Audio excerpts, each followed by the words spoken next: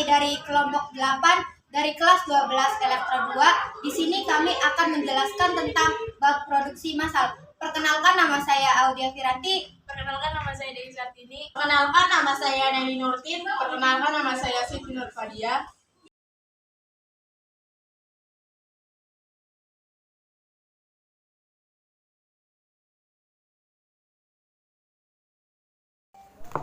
Perkenalkan, nama saya Audia Firanti. A. Hakikat dan konsep produksi massal. Pengertian produksi massal. Produksi massal adalah kegiatan memproduksi barang tertentu yang sudah ditentukan standar spesifikasinya dalam jumlah besar melalui serangkaian operasi yang sama dengan produk sebelumnya. 2. Ciri-ciri produksi massal. Ciri-ciri produksi massal antara lain sebagai berikut. A. Produksi yang dihasilkan dalam jumlah besar. B. Biaya per unit rendah. C. Bertujuan menguasai pasar. 3. Kelebihan dan kekurangan produksi massal. Kelebihan: A. Hemat biaya. B. Efisiensi waktu. C. Tingkat keakuratan tinggi. D. Tingkat produksi cepat. Dan sedangkan kekurangannya adalah A. Kegiatan produksi sangat kaku. B. Kurang beragamnya variasi produk. C. Biaya mesin mahal. D. Tidak ada jaminan produk akan laris di pasaran. Halo, saya Dewi Suartini. Di sini saya akan mempresentasikan bagian B, yaitu perencanaan produksi massal. Sebelumnya udah pada tahu belum sih pengertian perencanaan produksi? Perencanaan produksi dapat diartikan sebagai proses untuk memproduksi barang pada suatu periode sesuai yang telah dijadwalkan melalui pengolahan sumber daya seperti tenaga kerja, bahan baku, dan peralatan.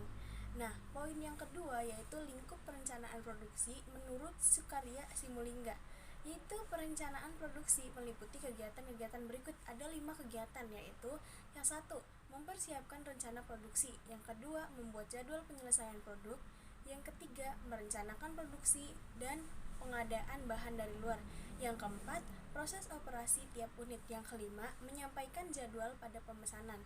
Nah, selanjutnya kita akan membahas tentang poin yang ketiga, yaitu tujuan dan fungsi perencanaan produksi. Tujuan perencanaan produksi adalah yang ke-1, meminimalkan biaya serta memaksimalkan keuntungan. Yang kedua, memaksimalkan kepuasan pelanggan. Yang ketiga, meminimalkan perubahan nilai produksi. Yang keempat, meminimalkan perubahan tenaga kerja. Yang kelima, memaksimalkan perlengkapan dan inventaris pabrik. Kita lanjut ke poin keempat, yaitu unsur perencanaan produksi. Yang ke-1, ada tujuan produksi. Yang kedua, pengukuran dan standar produksi. Yang ketiga, perencanaan merupakan fakta objektif. Yang keempat, perencanaan harus bisa diukur. Yang ketiga, tahap awal pelaksanaan produksi. Nah, kita lanjut ke poin yang kelima, yaitu tentang jenis perencanaan produksi. Jenisnya ini dibagi menjadi 3, yaitu yang pertama, perencanaan jangka panjang atau long range planning. Yang kedua, perencanaan jangka menengah atau medium range planning. Yang ketiga, perencanaan jangka pendek atau short range planning. Nah, poin yang keenam yaitu tentang faktor-faktor yang berpengaruh terhadap perencanaan produksi. Ada 2 faktor yang mempengaruhi, yaitu faktor internal dan faktor eksternal.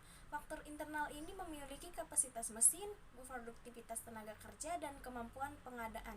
Yang kedua, faktor eksternal meliputi kebijakan pemerintah, inflasi, dan bencana alam.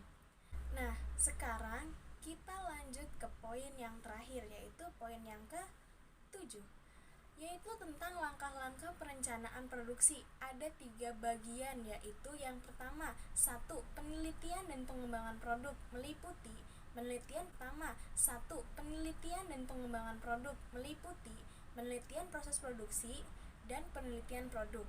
Yang kedua, mencari gagasan dan seleksi produk, yang isinya yaitu mencari gagasan, menyeleksi produk, desain produk pendahuluan, pengujian, dan desain akhir. Nah, yang terakhir yaitu yang ketiga, menetapkan skala produksi. Ada beberapa skala, yaitu penetapan waktu, penetapan kualitas, menghitung biaya, penetapan tenaga kerja, dan penetapan peralatan, penetapan bahan baku. Nah, tahapan skala produksi ini meliputi beberapa, yaitu routing, scheduling, dispatching, dan follow up. Saya Nelly Nurtin, saya akan menjelaskan tentang metode peramalan dalam produksi massal. 1. Pengertian peramalan. Peramalan adalah proses untuk memperkirakan berapa kebutuhan di masa datang, meliputi kualitas, kuantitas, waktu, dan lokasi yang dibutuhkan. 2. Klasifikasi peramalan.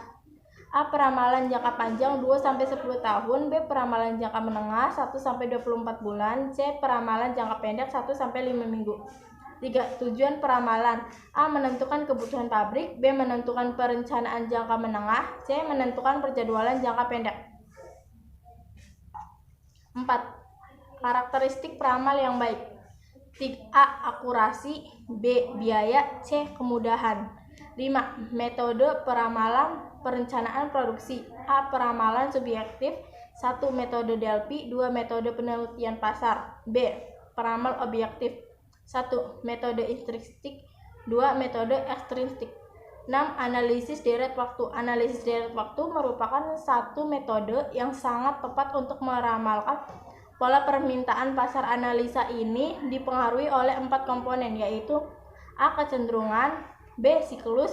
C. Pola maksimum. D. Versi acak. D. Indikator keberhasilan. Tahapan produksi massal. Indikator ini merupakan bagian kegiatan manajemen produksi yang bertujuan untuk menciptakan kegunaan untuk 1. Keberhasilan manajemen produksi meliputi A. Produktivitas. B. Kapasitas. C. Kecepatan pengiriman. D. Kualitas produk. E. Kecepatan proses. F. Fleksibilitas. 2. Ukuran kinerja sistem produksi meliputi A. Ongkos produksi. B. Kualitas produk. C. Tingkat pelayanan. 3. Ukuran kinerja produktivitas mesin. Kinerja produktivitas mesin umumnya diukur menggunakan overall equipment effectiveness.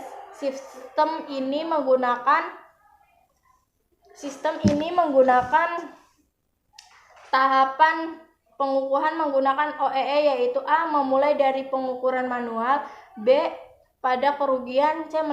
Menetapkan target tambahan. D. Memantau segala kendala. E. Hati-hati dalam membuat perbandingan. Hai, Assalamualaikum warahmatullahi wabarakatuh.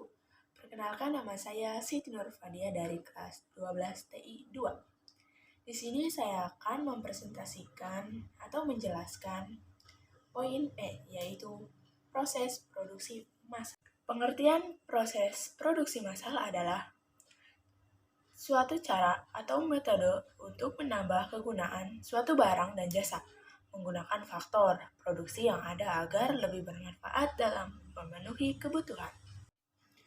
Adapun jenis-jenis dari proses produksi yaitu A.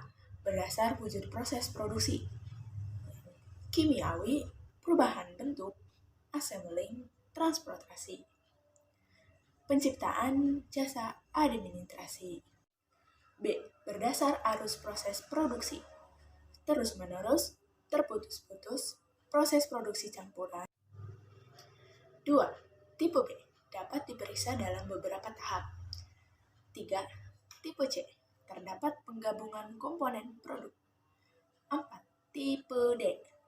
Proses menggunakan mesin otomatis. 5. Tipe E. Perusahaan dagang dan jasa. D. Proses produksi berdasar bahan mentah. Analisis merupakan suatu bentuk proses produksi yang menciptakan berbagai barang dari suatu jenis bahan mentah atau input. 2. Sintetik, yaitu proses penggabungan beberapa input atau bahan mentah menjadi satu barang lain. 3. Tujuan proses produksi. A. Meningkatkan efisiensi. B. Meningkatkan produktivitas. C.